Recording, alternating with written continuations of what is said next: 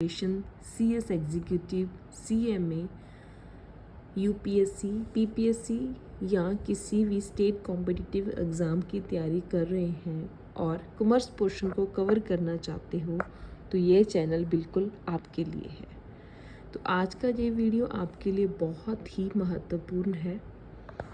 आज हम जानेंगे कि बाय बैक ऑफ शेयर्स क्या होता है, कंपनी अपने शेयर्स वापस क्यों खरीदती है, इसके फ़ायदे क्या हैं, कंपनीज एक्ट 2013 के नियम क्या हैं और एक आसान उदाहरण के साथ पूरा कंसेप्ट समझेंगे। तो चलिए शुरू करते हैं। बाय बैक ऑफ शेयर्स क्या है? सबसे पहले समझते हैं कि बाय बैक का मतलब क्या होता है। जब कोई कंपनी अपने ही जारी किए गए शेयर्स अपने शेयर होल्डरों से वापस खरीदती है तो उसे बाय बैक ऑफ शेयर्स कहा जाता है। मीन्स कंपनी पहले शेयर्स बेचती है लेकिन बाद में उन्हीं शेयर्स को वापस खरीद लेती है, तो इस सारे प्रोसेस को हम बाय बैक ऑफ शेयर्स कहते हैं। फॉर एग्ज़ाम्पल, मान लीजिए ABC लिमिटेड ने 10,000 शेयर्स जारी किए, फेस वैल्यू थी ₹10। कुछ समय बाद कंपनी के पास सरप्लस कैश है, मीन्स बहुत सारा पैसा बचा पड़ा है। अब कंपनी ने डिसाइड किया कि वे 2,000 शेयर्स अपने शेयर होल्डर से ₹15 प्रति शेयर के हिसाब से वापस खरीदेगी। यही बाय बैक ऑफ शेयर्स कहलाता है। अब कंपनी ऐसा क्यों करती है? पहले शेयर्स को सस्ते रेट पे बेच देती है, फिर महंगे दांव पे वापस खरीद लेती है। अब कंपनी ऐसा क्यों करती है? इसके कई कारण हो सकते हैं। पहला है सरप्लस कैश का सही यूज़ करना। अगर कंपनी के पास ज़रूरत से ज़्यादा कैश है और कोई नया निवेश अवसर नहीं है तो वह शेयर होल्डर्स को पैसा जुटाने के लिए बाय बैक करती है। सेकंड रीज़न एक और हो सकता है शेयर्स की वैल्यू बढ़ाना। जब बाज़ार में शेयर्स की गिनती कम हो जाती है तो ऑब्वियसली ये रेट है पर शेयर, अर्निंग्स पर शेयर की कीमत बढ़ने की संभावना जो रेट है प्रति शेयर्स वो बढ़ जाता है। तीसरा कारण है EPS का बढ़ना, यानी कि अर्निंग्स पर शेयर बढ़ाना। कम शेयर होने से वही प्रॉफिट कम शेयरों में डिस्ट्रीब्यूट हो जाता है जिससे अर्निंग्स पर शेयर बढ़ जाता है। ठीक है जी। बाय बैक के बाद पब्लिक होल्डिंग कम हो सकती है और प्रमोटर्स की हिस्सेदारी बढ़ सकती है। ठीक है जी। तो अब कंपनी बाय बैक कहाँ से करेगी, क्या क्या सोर्सेज हैं?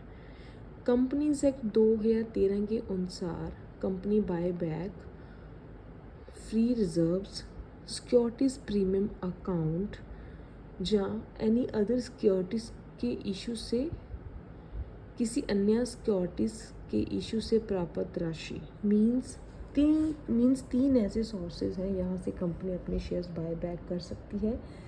First is free reserves, second securities premium account, third other securities.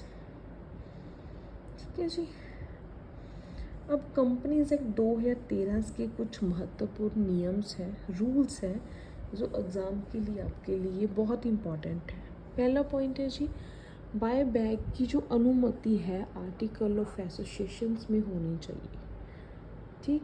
Second, board resolution जो स्पेशल रेजोल्यूशन कुछ भी पास कर सकते हैं।